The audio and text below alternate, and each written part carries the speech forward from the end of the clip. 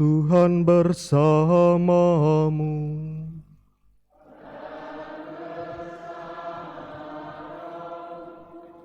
Inilah Injil suci menurut Matius.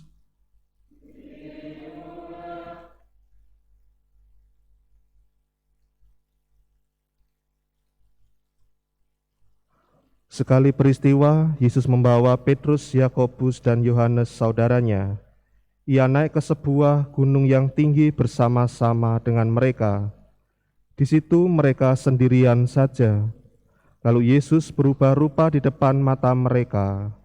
Wajahnya bercahaya seperti matahari, dan pakaiannya menjadi putih berkilau seperti cahaya. Lalu tampaklah kepada mereka Musa dan Elia sedang berbicara dengan Yesus. Kata Petrus kepada Yesus, "Tuhan, alangkah baiknya kita berada di tempat ini. Jika Engkau mau, biarlah aku dirikan di sini 3 kemah, 1 untuk Engkau, 1 untuk Musa, dan 1 untuk Elia." Sementara Petrus berkata begitu, tiba-tiba turunlah awan yang terang menaungi mereka, dan dari dalam awan itu terdengar suara yang berkata, "Inilah putraku yang terkasih, kepadanyalah aku berkenan, dengarkanlah dia." Mendengar hal itu tersungkurlah para murid Yesus, dan mereka sangat ketakutan. Lalu Yesus datang kepada mereka dan menyentuh mereka sambil berkata, "Berdirilah, jangan takut." Ketika mengangkat kepala, mereka tidak melihat seorang pun kecuali Yesus seorang diri. Pada waktu mereka turun dari gunung itu, Yesus berpesan kepada mereka, "Janganlah kamu ceritakan penglihatan itu kepada siapapun sebelum Putra Manusia dibangkitkan dari antara orang mati." Demikianlah sabda Tuhan.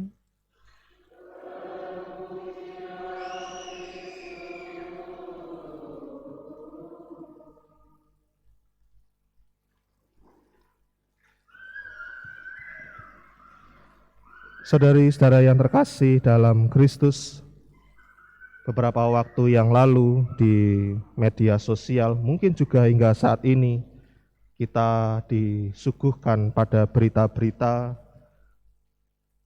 ada orang-orang yang memamerkan harta kekayaannya, harta kesuksesannya. Tentu hal ini tidak masalah karena ya memang itu usaha mereka. Tetapi menjadi salah kaprah atau salah pengertian ketika para orang yang telah sukses ini memberikan suatu jalan yang singkat untuk mencapai kesuksesan, kekayaan maupun mempunyai harta yang tinggi atau jabatan yang tinggi.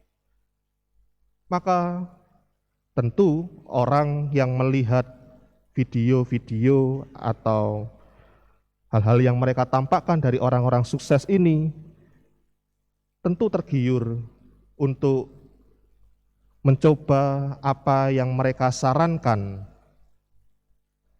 Maka tidak jarang misalnya orang menjadi terjebak, ingin menjadi kaya, ingin menjadi sukses atau kaya pun, atau demi gengsi, maka orang berani pinjam lewat pinjaman online. Yang nampaknya ingin menambah kekayaan atau ingin gengsi mempunyai barang tertentu, tetapi terjerat oleh pinjaman online ini. Dan tentu saudari-saudari yang terkasih, terhadap saudari-saudara kita yang terkena ajakan untuk memperoleh sukses dengan cara yang singkat, itu kita turut prihatin mendengarnya. Saudari-saudari yang terkasih, jika pengalaman orang ingin menjadi sukses atau ingin menjadi bahagia dengan cara yang singkat, dan kemudian kita melihat bacaan Injil hari ini, maka bisa juga orang mengatakan bahwa apa yang terjadi pada Tuhan Yesus pada hari ini lewat Injil yang kita dengarkan, ketika Yesus menampakkan kemuliaannya di atas gunung bersama Petrus, Yakobus, dan Yohanes, bisa jadi orang beranggapan Yesus sedang pamer dengan kemuliaannya. Yesus pamer dengan status yang dimilikinya. Tetapi apakah benar Yesus ini pamer kepada Petrus, Yakobus, dan Yohanes, dan kepada kita sekalian yang mendengarkan sabda Tuhan? Saudari-saudari yang terkasih, tentu Yesus ketika menampakkan kemuliaannya di atas gunung yang tinggi ini, dia tidak ingin memamerkan kemuliaannya. Tuhan Yesus tidak memamerkan statusnya kepada Petrus, Yakobus, dan Yohanes, dan kepada kita sekalian yang membaca dan mendengarkan Injil hari ini, bahwa kemudian Tuhan Yesus menampakkan kemuliaannya. Inilah bagaimana sejatinya Tuhan Yesus yang nampak sebagai manusia, yaitu ialah Putra Tunggal Allah yang hadir ke dalam dunia. Dan kemudian kehadiran Musa dan Elia bersama Tuhan Yesus yang menampakkan dirinya di atas gunung adalah sebuah bentuk Yesus adalah penggenapan dari hukum Taurat, dan disitulah Yesus mempunyai sebuah misi untuk hadir menyelamatkan manusia, bahwa ia akan menyelamatkan manusia di Yerusalem, ia akan wafat di Yerusalem, dan dia akan bangkit juga di Yerusalem.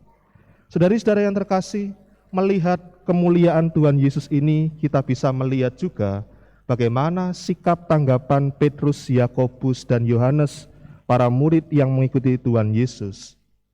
Mereka memiliki perasaan yang campur aduk, bisa bahagia, bisa takut, bisa terheran-heran, bahkan mereka tidak bisa berkata-kata apa lagi, sehingga mereka mengatakan, terlebih Petrus mengatakan kepada Yesus, "Tuhan, alangkah baiknya kita berada di tempat ini. Jika Engkau mau, biarlah aku dirikan di sini 3 kemah, 1 untuk Engkau, 1 untuk Musa, dan 1 untuk Elia." Apa yang dikatakan Petrus? Petrus tidak tahu apa yang harus ia katakan. Maka yang terucap itulah yang keluar dan dikatakan kepada Yesus. Dan kita melihat juga bagaimana kemudian terdengar suara dari langit yang mengatakan, "Inilah putraku yang terkasih, kepadanyalah aku berkenan, dengarkanlah dia." Petrus kembali diingatkan untuk mendengarkan Yesus sebagai putra yang terkasih, yang oleh Allah pribadi Yesus ini berkenan. Dan apa yang menjadi pesan Tuhan Yesus kepada Petrus adalah, ada 2, berdiri, jangan takut. Yang kedua, janganlah kamu ceritakan penglihatan itu kepada siapapun sebelum Putra Manusia dibangkitkan dari antara orang mati. Saudari-saudara yang terkasih, hari ini bersama gereja kita merayakan pesta Yesus menampakkan kemuliaannya.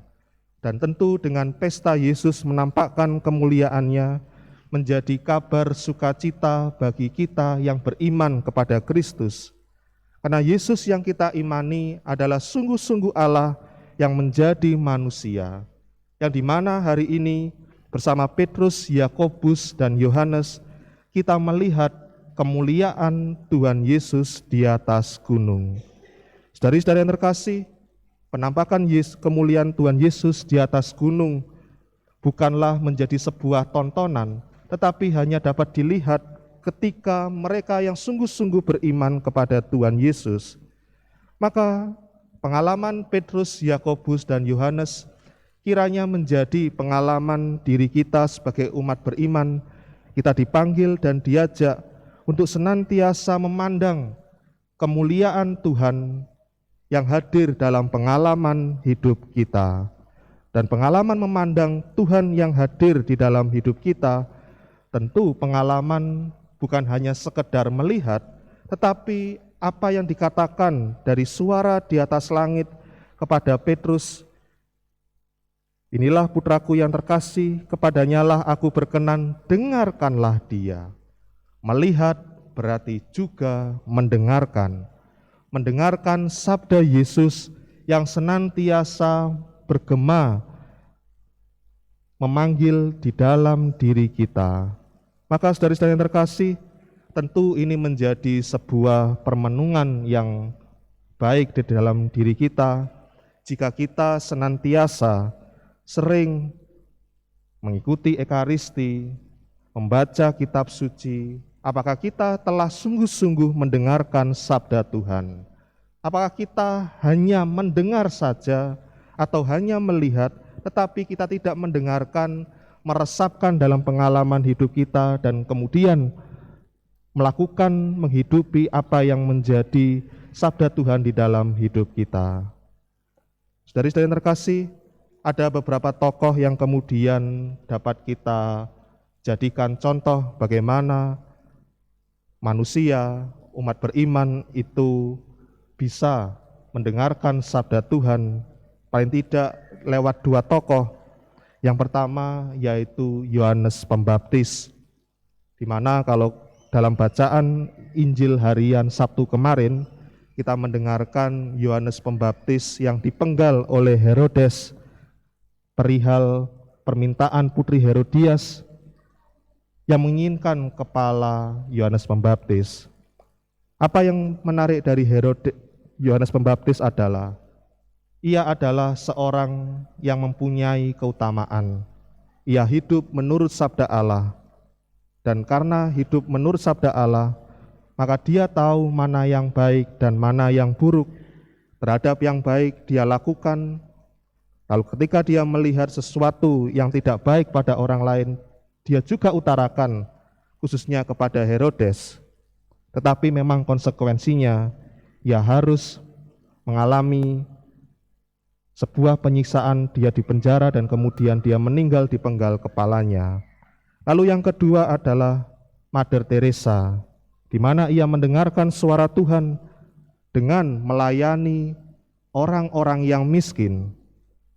Saudari-saudari yang terkasih, kiranya dua tokoh ini adalah pribadi manusia biasa yang senantiasa mendengarkan sabda Tuhan, dan akhirnya kita pun diajak untuk senantiasa mendengarkan sabda Tuhan di dalam pengalaman hidup kita lewat perbuatan-perbuatan kita sehari-hari, terlebih di dalam keluarga. Bagaimanakah kita bisa saling mencintai dan mengerti satu sama lain ketika mengalami sebuah permasalahan? Anggota keluarga satu sama lain bisa mendengarkan satu sama lain sebagai bentuk bagaimana menguatkan satu sama lain. Dan saudari-saudari yang terkasih, percayalah, kekuatan kita sebagai orang beriman ialah bagaimana ketika kita melakukan kehendak Tuhan. Dan melakukan kehendak Tuhan tidak bisa dibeli oleh siapapun dan tidak bisa didapatkan secara instan. Hanya dengan ketekunan dan kesetiaan memandang dan mendengarkan sabda Tuhan mampu membuat kita bisa melihat kemuliaan Tuhan, dan akhirnya kita seperti Tuhan Yesus menampakkan cahayanya kepada orang-orang di sekitar kita.